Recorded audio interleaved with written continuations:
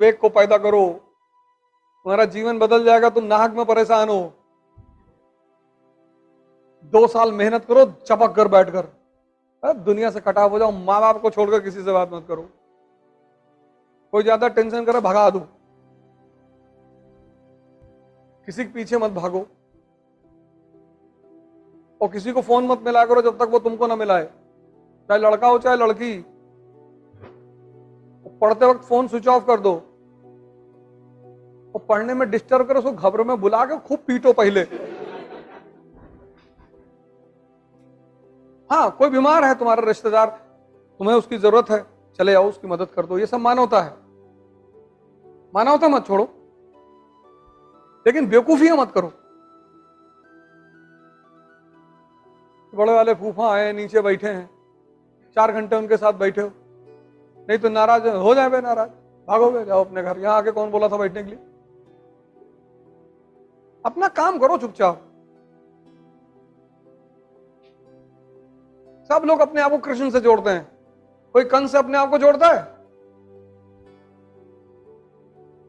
तुम ताकतवर हो जाओगे, तुमको भी लोग भगवान मान लेंगे। कोई कहता है भैया हम सुदामा बनना चाहते हैं। सब कहानियां इसीलिए बनाई गई थी कि तुम इनसे सीख लो। तुम गाना बना देते हो उस पे, अरे द्वारपालो। तुम्हारा अजीब रायता है यार, तुम सीखने के बजाय तुम उस पे गाना बना देते हो कि कन्हैया से कह दो कि दर पे सुदामा गरीब आ गया, फिर तुम उस पे नाचते हो गांजा उंजा पी के कि भैया मजा बहुत आ रहा है। तुम्हारा यार अजीब रायता है दुनिया में। मान लो तुम्हारे पास आईफोन 11 है और तुम वापस कहते हो कि यार आईफोन 14 प्रो दिला दो, पूछेंगे क्या काम है? तुमने कहा उसमें चेहरा देख बड़ा गोरा दिखाई पड़ता है, तो कहेंगे कि यार फालतू क्यों पैसा लुटा रहे हो, तुम्हारा काम चल रहा है ना। जब तुम्हारा किस चीजों से काम चले, तुम किसी चीज को विलासिता के लिए मत लो। एक बहुत बड़ी बात बताने जा रहा हूं, लिख लेना डायरी में। दुनिया को समझने के लिए 2 भागों में बांटा गया है, एक चैतन्य और एक जड़। चैतन्य, चैतन्य मतलब कॉन्शियस, और दूसरा जड़। जैसे कुर्सी है ना, ये जड़ है और तुम कॉन्शियस हो। सुन लेना, बहुत बड़ी बात बताने जा रहा हूं, तुम पैसा ज्यादा वेस्ट करते हो। अब इस चैतन्य को आनंद जब भी आएगा तो चैतन्य से ही आएगा, जड़ से कभी नहीं आएगा। तुम 50 लाख की घड़ी लगाकर कभी आनंदित नहीं रहोगे, वो भ्रम है तुम्हारा कि मैं 2 लाख का सूट पहन लूंगी तो पूरी दुनिया मुझे देखेगी। कोई नहीं देखेगा। तुम जब भी तुम्हें दुनिया देखेगी, तुम्हारे कर्मों से देखेगी। तुम तेंदुलकर बन गए, तुम अरुंधति रॉय बन गए, तुम कलाम बन गए, तब दुनिया तुम्हारी तरफ देखेगी। और वैसे अगर देख रही है तो मजाक उड़ा रही है तुम्हारा।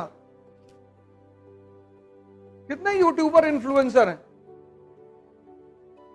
यूट्यूबर देखो, रील बनाने वाले देखो, कुछ भी बना रहे हैं, कुछ भी। इसके चक्कर में तुम मत रहो। इसीलिए प्रोस्टिट्यूशन को पाप माना जाता है, वैश्यावृत्ति को, क्योंकि तुम किसी की सिर्फ शरीर खरीदते हो, उसकी चेतना नहीं खरीद पाते। विवाह में चेतना भी साथ में आती है, वो पत्नी।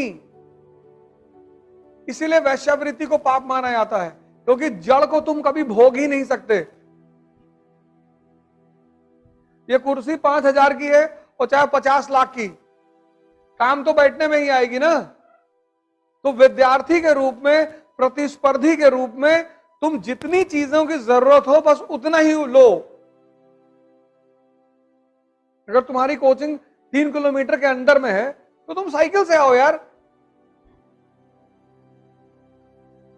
3 क्या 5 किलोमीटर भी है तो भी तुम साइकिल से आओ, चाहे तुम जिसके भी लड़के हो। तो 10 किलोमीटर की डेली साइकिलिंग हो जाएगी कि नहीं? तुम्हें अलग से एक्सरसाइज करने जाने की जरूरत ही नहीं है।